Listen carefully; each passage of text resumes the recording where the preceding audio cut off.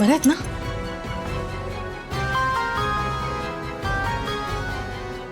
आबाचं लगीन दाबात वाजतंय, वरातीमुळं खुळं नाचतंय. तर किती बी फडफड कर, तुझं पंख कसं कापायचं ते मला चांगलंच माहिती आहे. मामी, तुम्हाला मला या घरातून बाहेर काढायचंय का या घराची सत्ता मिळवायची?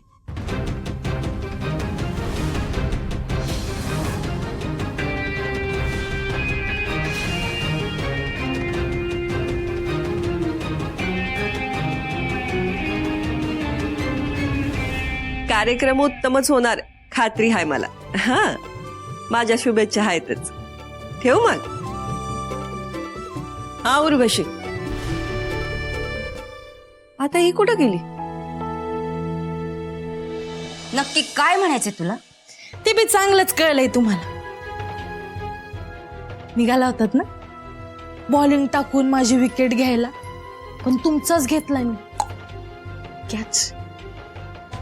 मेनका, अगं डाव तुझा फसलाय, कॅच तुझा गावलाय. हो, चौथा लई साजूक तुपातल्या धुतल्या तांदळाच्या असल्यागत आव आणू नका. आपण दोघं बी एकाच देवाचे पुजारी आहोत. होय? हा, काय ते स्पष्ट बोल.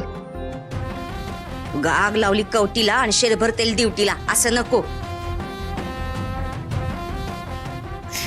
मामी, तुमचा आणि यशवंत मामांचा माझ्यावर आधीपासून जो काही संशय होता ना, तो अगदी खरा आहे.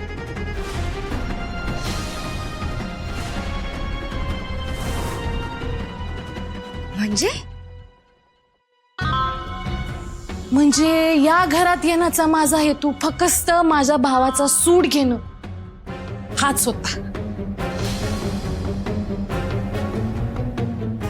त्या अक्षरानं आयुष्य उद्ध्वस्त केलं ना माझ्या भावाचं. आता म्या त्याचा बदला घेणार. अशी तशी सोडत नसते म्या तिला.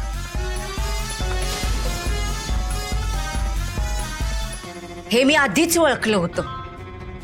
तू आमचं आयुष्य उद्ध्वस्त करणार ह्याचा अंदाज होताच.